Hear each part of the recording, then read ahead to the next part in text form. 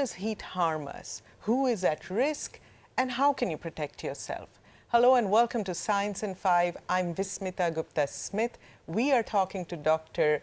Joy Shumake-Guillemot. Welcome, Joy. Joy, talk to us about how heat harms us. Well, when we're exposed to hot temperatures for too long, the body is naturally going to want to try and cool itself. And so it's going to kick into a biological process where the skin is going to send a signal to the brain to dilate the blood vessels and try to get rid of this excess heat.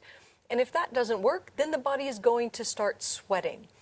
And if that doesn't help enough, well, your temperature's going to continue to rise. And with an increasing internal temperature, then you're going to start to experience symptoms of heat exhaustion. You're going to feel weak. You're going to get dizzy. You may have headaches, and you may even feel nauseous. So unfortunately, there are limits to how fast and how much your body can actually cool itself. There is a certain point that it actually can become overwhelmed. And this is where the state of heat exhaustion can advance to become heat stroke, which is a medical condition that requires immediate medical intervention to cool the body. So, Joy, we know that the older people and younger infants are especially vulnerable, but actually we are all at risk, right? So talk to us about who all is at risk from extreme heat.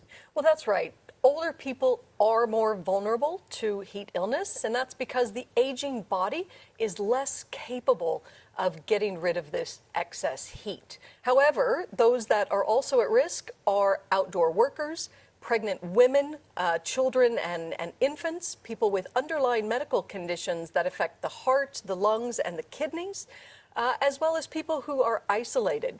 We also see worldwide that people who are experiencing poverty as well as homelessness are disproportionately affected by heat, particularly in dense urban areas. But we have to keep in mind that even young and healthy people can be impacted by heat.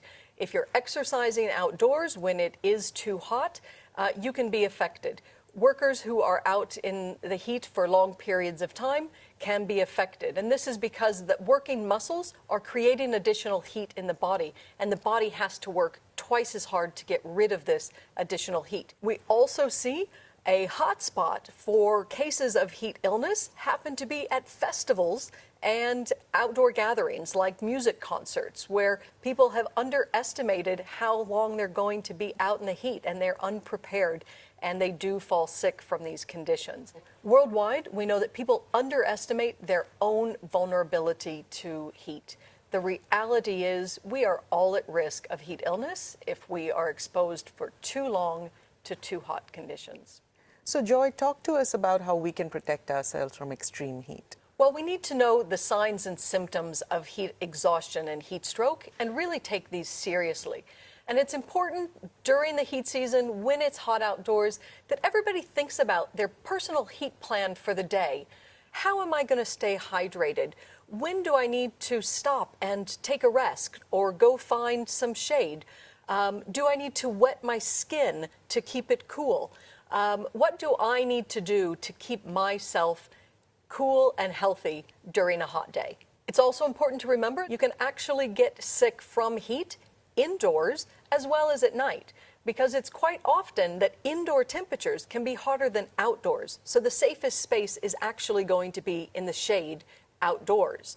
And for people who don't have cooling, the use of a fan is definitely an important tool to reduce indoor temperatures, except in really hot conditions, when it's over 40 degrees, 104 degrees Fahrenheit, then using a fan can actually make things worse and can accelerate heating in the body instead of cooling it down.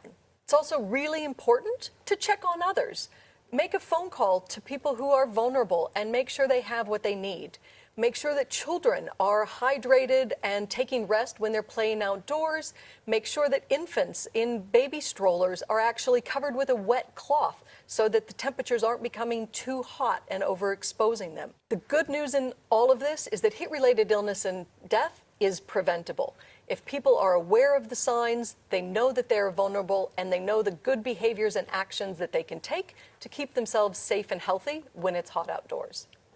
Thank you, Joy. There you have it, how heat harms you and how you can protect yourself. Until next time then, stay safe, stay healthy, and stick with science.